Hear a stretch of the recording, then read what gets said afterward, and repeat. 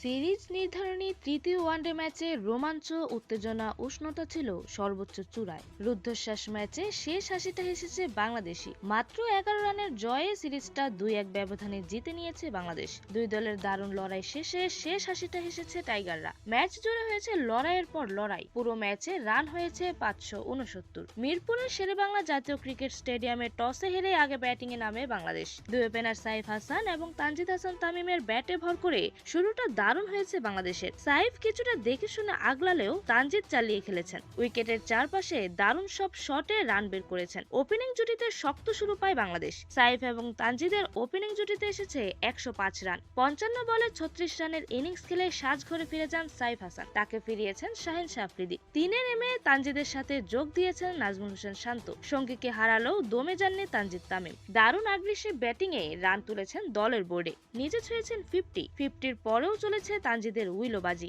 আরেক প্রান্তে শান্তও ছিলেন দারুণ সাবলীল। তানজিদ শান্তর কার্যকরী ব্যাটিং এ ছুটেছে বাংলাদেশের ইনিংস। ভালো শুরু পেলেও শান্তর ইনিংস লম্বা হয়নি বেশি। 34 বলে 27 রান করে দলের 158 রানের মাথাতে বিদায় নিয়েছেন নাজমুল হোসেন শান্ত। তাকে বিদায় করেছেন হারিস রউফ। এক প্রান্ত আগলে রেখে খেলে গেছেন তানজিদ। চারে নেমে তার সাথে যোগ দিয়েছেন লিটন দাস।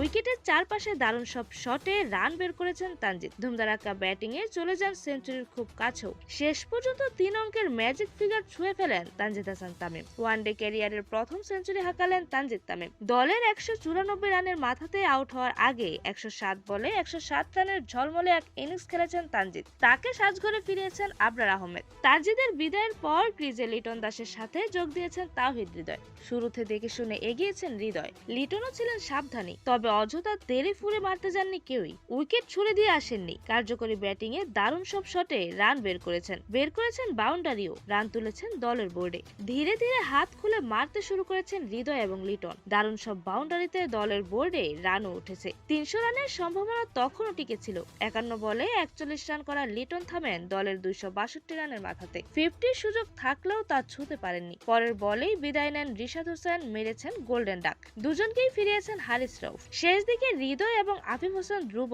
দলের হাল ধরেছেন। ক্রিজে জমে যাওয়া হৃদয় দারুণ সব শটে রান বের করেছেন। হাঁকিয়েছেন বেশ কিছু বাউন্ডারিও। দ্রুত তুলেছেন রান। 48 ওভার শেষে 5 উইকেট হারিয়ে 277 রান তোলে বাংলাদেশ। 300 করতে হলে শেষ 2 ওভারে দরকার ছিল 23 রান, তবে শেষ 2 ওভারে এসেছে 13 রান। নির্ধারিত 50 ওভারের খেলা শেষে 5 উইকেট হারিয়ে 290 রানের সংগ্রহ দাঁড় করায় বাংলাদেশ। 8 বলে 5 রান করে টিকেছিলেন আফিফ হোসেন ধ্রুব। 44 বলে 48 রানের ইনিংস খেলে অপরাজিত ছিলেন তাওহিদ হৃদয়। পাকিস্তানের হয়ে 3 উইকেট শিকার করেছেন হারিস রউফ। একটি করে উইকেট নেন আবরার আহমেদ এবং শাহিন শাহ আফ্রিদি। জবাব দিতে নামা পাকিস্তানের রানের লাগাম শুরুতেই টেনে ধরেন বাংলাদেশের বোলাররা। ওপেনিং জুটি ভেঙেছে দলের 6 রানের মাথাতে। সাজঘরে ফিরেছেন সাহিবজাদা ফারহান। প্রথম ওভারেই 5 বলে 6 রান করা ফারহানকে ফিরিয়ে দেন তাসকিন আহমেদ। পরের ওভারের আরেক ওপেনার মাজ সাদাকাতকে ফেরান নাহিদ রানা। ফারহানের মতো তিনিও করেছেন 5 বলে 6 রান। আউট হয়েছেন ওভারের পঞ্চম বলে। 12 রানের মধ্যে 2 ওপেনারের উইকেট হারিয়ে ফেলেছে পাকিস্তান। চারে নামে মোহাম্মদ রিজওয়ানও সুবিধা করতে পারেননি একদমই। 4 বলে 4 রান করা রিজওয়ানকে ফিরিয়ে তাসকিন আহমেদ। তিনিও আউট হয়েছেন ওভারের পঞ্চম বলে। 17 রানের মধ্যে 3 উইকেট হারিয়ে বেশ চাপে পড়ে যায় পাকিস্তান। প্রথম 3 উইকেটের মধ্যে 3টি পড়েছে ওভারের পঞ্চম বলে। চাপ সামাল দেওয়ার দায়িত্ব নেন গাজী গড়ি এবং আব্দুল সামাদ। পরিস্থিতির দাবি মিটিয়ে রান তুলেছেন দুজন। ব্যাট হাতে করেছেন প্রতিরোধ। দুজনের জুটিতে এসেছে 50 রান। দলের 67 রানের মাথাতে 39 বলে 29 রানের ইনিংস খেলে বিদায় নিয়েছেন গাজী গড়ি। তাকে বিদায় করেছেন নাহিদ রানা। এরপর সামাদের সাথে যোগ দিয়েছেন সালমান আলী আগা। দলের 82 রানের মাথাতে থেমেছেন আব্দুল সামাদ। 45 বলে 34 রানের ইনিংস খেলে সাজঘরে ফিরে যান সামাদ। তাকে সাজঘরে ফিরিয়েছেন মুস্তাফিজুর রহমান। 82 রানের মধ্যে 5 উইকেট হারিয়ে ফেলে পাকিস্তান। এরপর সালমান আলী আঘার সাথে জুটি বেঁধেছেন সাদ মাসুদ। পরিস্থিতি সামাল দিয়ে রান তুলেছেন দুজন। কিছুটা আগ্রাসী ছিলেন আঘা। মাসুদ দেখে শুনে এগিয়েছেন, তবে দুজনেই ছিলেন সাবলীল। তাদের কার্যকরী ব্যাটিং এর সুবাদে আবারও গতি পেয়েছে পাকিস্তানের ইনিংস। বাংলাদেশের বোলারদের কচুকাটা করে 50 তুলেছেন সালমান আগা। সাদ মাসুদও 50-র কাছাকাছি ছিলেন, তবে 50-র আগেই বিদায় নিয়েছেন মাসুদ। 44 বলে 38 রানের ইনিংস খেলে দলের 161 রানের মাথাতে বিদায় নিয়েছেন তিনি। তাকে ফেরান মুস্তাফিজুর রহমান। এরপর বেশিক্ষণ টেকেননি ফাহিম আশরাফও। 20 বলে 9 রান করা ফাহিমকে সাজঘরে ফিরিয়েছেন তাসকিন আহমেদ। 209 রানের মধ্যে সপ্তম উইকেট হারিয়েছে পাকিস্তান। এক প্রান্ত আগলে রেখে খেলে গেছেন আঘা। 50-র পর ছুটেছেন সেঞ্চুরির দিকে। উইকেটের চারপাশে খেলেছেন দারুণ সব শট, তুলেছেন রান। শাহিন আফ্রিদিও সঙ্গ দিয়ে গেছেন দারুণ ভাবে। টাইগার বোলারদের কচুকাটা করে রান তুলেছেন সালমান আলী আঘা। ছুঁয়েছেন 3 অঙ্কের ম্যাজিক ফিগারও।